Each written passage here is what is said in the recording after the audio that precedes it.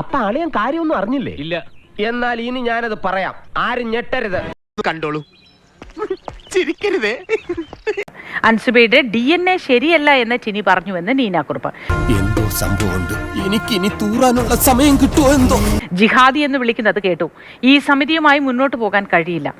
ഈശ്വര, ഞാൻ ഇനി എവിടെ പോയി വിളിക്കും? എന്റെ നെഞ്ചത്താണ് വിളിക്കുന്നത്. നമ്മുടെ ഒരു EC മീറ്റിംഗിന് ശേഷം അൻസിബ പെട്ടെന്ന് പോകേണ്ടി വന്നു. ബിക്കോസ് നോമ്പിന്റെ സമയമായിരുന്നു. ഇനി വളരെ മോശമായിട്ട് അൻസിബയെ ആക്ഷേപിച്ച് സംസാരിച്ചു. ഞാനങ്ങനെ പറഞ്ഞിട്ടില്ല. DNA ശരിയല്ല, അത് കേട്ടവർ ഒരുപാട് പേരുണ്ടായിരുന്നു.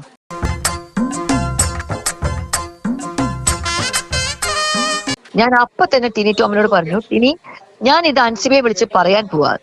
ഇവൻ പറയുന്നത് വിശ്വസിക്കരുത്. ഇവൻ ഭക്ഷണം കഴിക്കാനും കള്ളം പറയാനും മാത്രമാണ് വാ തുറക്കുന്നത്. ടിനിയുടെ മുന്നിൽ നിന്നിട്ട് തന്നെയാണ്, അല്ലെങ്കിൽ ടിനി കാണുന്നുണ്ട് എന്നെ, ഞാൻ നിൽക്കുന്ന സ്ഥലം, അവിടെ നിന്നിട്ടാണ് ഞാൻ അൻസിബയെ ഫോൺ ചെയ്യുന്നത്.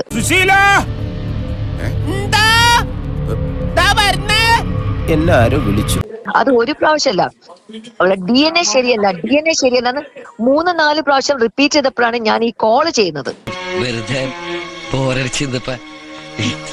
സമയം കളയാൻ ഒരു തമാശക്ക് ഞാൻ വെറുതെ. അൻസിബ ഇത് എവിടെ വെച്ച് അൻസിബ ഇത് പറഞ്ഞാലും ആര് കേട്ടു എന്ന് ചോദിച്ചാല് ഞാൻ പറയും, ഞാൻ കേട്ടു എന്ന്. പിന്നീട് ഈ വകയുള്ള അറ്റാക്കും അഗ്രസീവ് ആറ്റിറ്റ്യൂഡ് ടുവേർഡ്സ് ലേഡീസ്, പ്രത്യേകിച്ച് എന്നോട്, അൻസിബയോട്. തന്നെ ഞാൻ പറയണോന്ന് വിചാരിക്കാൻ തുടങ്ങിയിട്ട് കാലം കുറയായി. താനൊക്കെ മറ്റേ ചിട്ടയുടെ ആളല്ലേ, മിലിറ്ററി.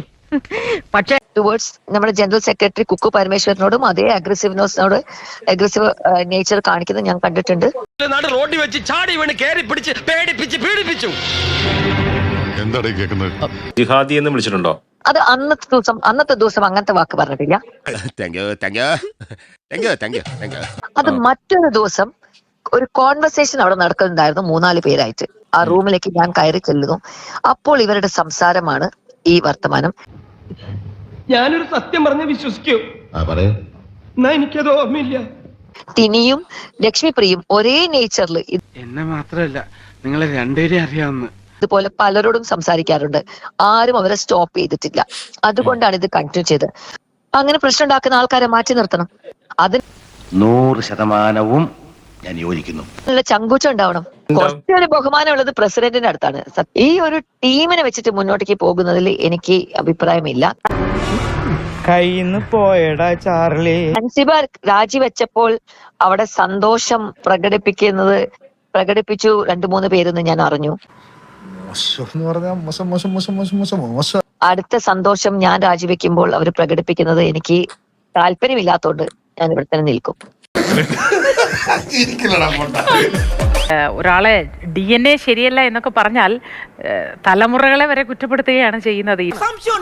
DNA എന്താണ് എന്നതിന്റെ ശരിയായ അർത്ഥമൊക്കെ മനസ്സിലാകുമായിരിക്കുമോ ഇവർക്കൊക്കെ? അതോ ഇനി അറിയാതെ സംസാരിക്കുന്നതായിരിക്കുമോ? ഞാൻ വരട്ടെ. എങ്ങോട്ട്? അല്ല, ഞാൻ പോട്ടെ. സബ്സ്ക്രൈബ് ചെയ്തിട്ടുണ്ട് പൊന്നു മോനെ.